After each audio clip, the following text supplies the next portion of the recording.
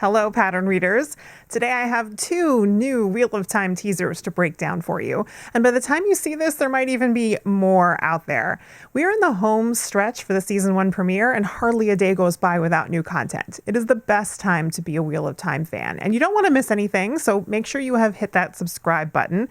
And if you're interested in having early access to my videos, among other perks, you can find me on Patreon as well. First up, a spoiler warning.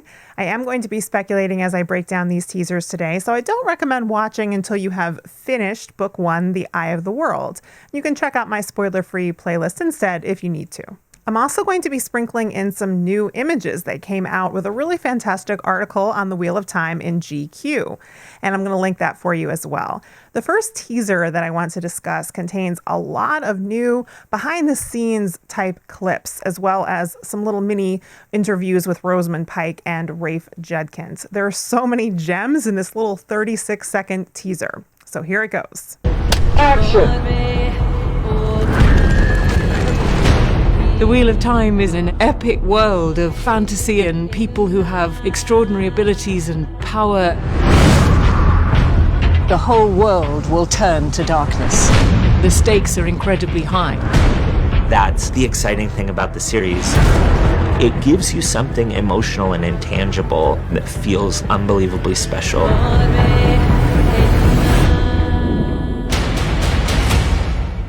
Open on a shot of a clapperboard from a scene filmed in March 2020. This appears to be a White Tower scene, and I will hazard to say that the cloth we can see in the background appears to be part of Swan's dress. So again, I believe that the White Tower scenes are taking place in episode 6 entitled The Flame of Tar Valon. The next shot we have is of the now familiar Waygate set. The only thing noticeably different in this shot is there happens to be some snow on the ground, where in other shots we have seen the ground was bare. I suspect the snow was a nuisance and perhaps impacted when they could film, since it does not appear that snow made it into the shot that was used in the teaser trailer. We then get a wide shot of a group of men on horseback before it cuts in tighter and we can get a better view. It is honestly very difficult to distinguish who these likely soldiers are supposed to be in these shots. However, there have been some leaked photos, which I'm not showing, that would suggest the banners being carried here are likely those of Shinar. So this is perhaps one of the few glimpses we're being given of anything in the final 2 episodes of the season. To be honest, the look of the soldiers here is definitely not how I would picture Shinaran soldiers in my head, but I am going to wait and see how it all looks in context. We then have a shot from behind Moiraine as she is walking down a hallway in the White Tower. Alanna is following her, and we can also see both Lan and Alanna's 2 warders standing to the sides as the Aes Sedai pass. There are some other men and women in the distance who are most likely other Aes Sedai and warders. We then get the same shot, but seeing Moiraine from the front instead. It's obvious that the dresses that Moiraine and Alanna are wearing are more formal than what we have seen from them when they are traveling. Moraine's hair is also more elaborately styled, and we can see that she is wearing her cassiera. But the most noteworthy thing to me is that Lan is with Moiraine in these shots. He's also dressed more formally, and I love his look. I believe these scenes would also take place in episode 6, and although it's not at all surprising that Lan would accompany Moiraine to the White Tower, I had toyed around with the idea that they could split up when Moiraine goes to Tar Valon. Clearly that is not the case.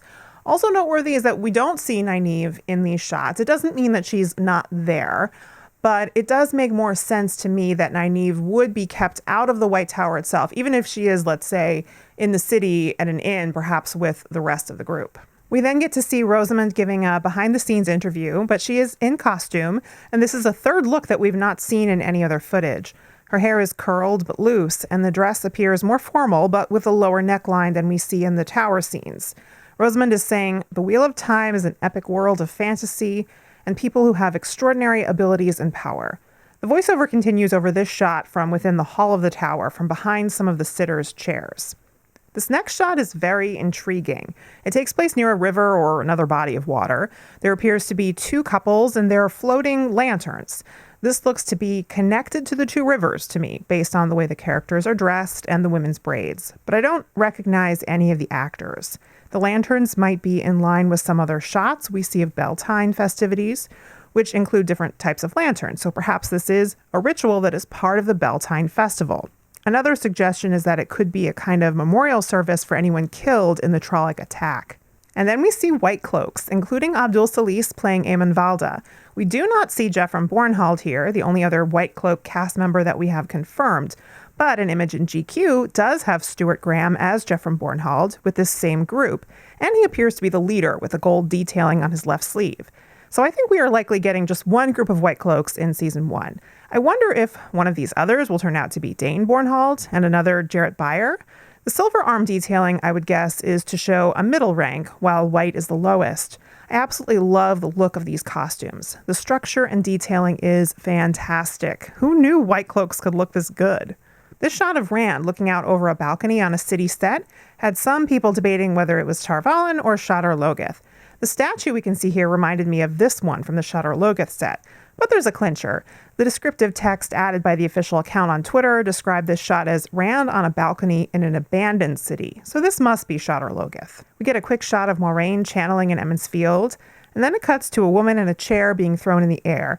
We've seen this before in the teaser trailer, and it appears to be Kareen Nagashi who was thrown and likely killed when Logain bursts out of his shield and cage. We get an overhead shot of the Two Rivers set, then a second shot of the Waygate set where we can make out Lan, Moiraine, Rand, Egwene, and Mat. Can't help but notice they're really making sure we don't get a glimpse of Loial until they're ready. The next shot is in the same scene, but from behind Nynaeve, and we can see Moiraine talking to the group. She is saying the world will turn to darkness. I wonder if she is giving some kind of speech to convince everyone to go through the ways because the world depends on it. We get a new shot of a Fade and its horse wearing a skeleton mask. We can't actually tell that it is a Fade except for that detail. It is daytime, so I'm curious when this shot will be. Perhaps an early glimpse in the first episode when it is just supposed to be an alarming stranger, and then we cut to a scene in the woods. Alana is channeling an explosion, and this appears to be during the attack that I am speculating is Logain's followers trying to break him free. The most interesting thing here is this little bit we can see of what looks like a stone carving. This looks like a known filming location that Geeky Airy had pointed out in her Block 3 video. Interestingly, Block 3 covers episodes 5 and 6, when I had thought that the big battle involving Logain would be in episode 4. So this potentially changes some things in regards to my overall breakdown of the season. Cut back to Rosamund talking, saying the stakes are incredibly high. Then a shot of two men on horseback in the woods. I had a really hard time with this shot. The man in front could be Lan, and then I wasn't totally sure about the one in back. Now, with the man in front, I think you can kind of just make out a Hadori, so that one kind of makes me feel more confident that it's Lan. But somebody else pointed out that the figure in the back is actually not one person, but two. And it looks like it could actually be what we've heard about, Moiraine as a dummy in this case, being carried by Perrin on his horse. So really kudos to whoever first pointed that out, because I could not figure that out myself. Then we have a shot of Moiraine concentrating and using a hand gesture for channeling. So this is what it would look like without VFX. I think this is taking place where Logain is being held. We then cut to Rafe Judkins saying, "That's the exciting thing about the series," and his voice continues over first a shot of Nynaeve running through the woods. Steppen is also there with his two axes, and another man who is probably one of Logain's followers. We have this shot, which appears to be Tam in his farmhouse, and the door being crashed in by what is probably a Trolloc, maybe even Narg himself. So that is one question I had that is now answered. We do see the Althor farm. Not only that, but this image from GQ would seem to confirm that Tam is also injured. More fuel to fit into speculation for my episode predictions. And then, yay, finally our first look at Thom. I have so many thoughts. This is literally just one tiny shot. All we see is his posture, the way he sits with a guitar. But there is so much communicated. I see Thom's charisma, but also the fact that he's seen so much in the world. This is a man who has lived. They've managed to change Alexander Valam's appearance enough with the longer gray hair and beard that he more closely resembles Thom's description. But let's be honest, he's still extremely attractive, but that is something Thom is supposed to possess. Can't wait to hear him speak and perform.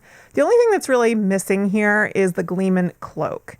And we have heard from something that Rafe has said previously that the design of the cloak was changed so that the colorful patches will be on the inside of the cloak instead of the outside. I'm really curious to see how that will be executed. We get a very sweet embrace between Rand and Egwene.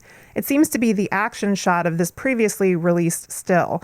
I've talked a lot about that before, but I'm really here for a deeper exploration of Rand and Egwene's relationship in the show. I do not think anyone was prepared for this next shot. If you want to make an entire fandom collectively gasp and lose their minds, this is what it takes. Nynaeve flipping Almira, flipping her flipping Braid. Iconic. I think we all imagined a Braid tug, and to be honest, I wanted to see that, but it was hard for me to imagine it not being a tiny bit cheesy. Cheesy this is not. We do see her kind of give it a firm grip before she flips it. But this is so emotionally effective. I feel her anger, her fierce determination. The Braid might as well be alive in this shot. This is how you adapt something that is iconic on the page, but make it into its own thing so that it can also be iconic on the screen. It's perfection. We shouldn't also overlook that Nynaeve appears to be wet in this scene. I'm honestly unsure when and where this might be taking place. It's likely something that doesn't exactly occur in the books. She does have a very firm stick in her hand. Some might say a thumping stick. Also very Nynaeve. I could talk about this clip all day long, but we should probably just watch it one more time and then move on. We get this shot of what looks like Beltane. People are dancing, and we can see those festival lanterns that we saw in concept art.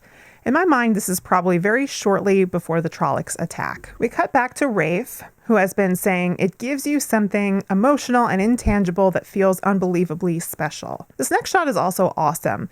We see a group of women around a pool inside some kind of cave, but with openings that let in light. The women include Nynaeve, and so I think it is now easy to say this must be the women's circle. There are 7 women close to the pool, and they each hold something. We can see Egwene's head sticking up from the pool, so it seems that what will happen next is Egwene will submerge. The women will toss paint in the pool, and then Egwene will surface in this unforgettable shot from the teaser trailer. So this confirms, I think, my previous suspicion that this would be a women's circle ritual. It's still really interesting that they use the Aja colors here. But I like it. I think it speaks to a theme in the series about how there are commonalities in different cultures that can spread and change through time and distance. We cut to a shot of the group traveling on horseback led by Moiraine, and it is a little reminiscent of the original cover of The Eye of the World. And then we see Egwene falling off that cliff, but from a different angle. So again, I believe that will be the second part of the ritual, taking place after she is submerged in the pool. This shot is very intriguing. It looks to be a village set, and it seems to be in another known filming location, a quarry called Velka America. We know that this set was used for Block 2 filming, according to Geeky Airy. So as I have said before, this seems to be a village Rand and Mat will find after they are split from the others in Shadar Logoth. Perhaps it could be where we meet Thom. Then we get a final shot of 5 of our main group riding towards the camera on horseback. Overall, this has to be one of my absolute favorite teasers that we've gotten so far. There's so much that we've been waiting for, packed into just this little 36-second clip. The Braid has to be the best moment for me, but I really love all of it. Now, let's take a look at a Logain teaser that came out last week. There have been false dragons before.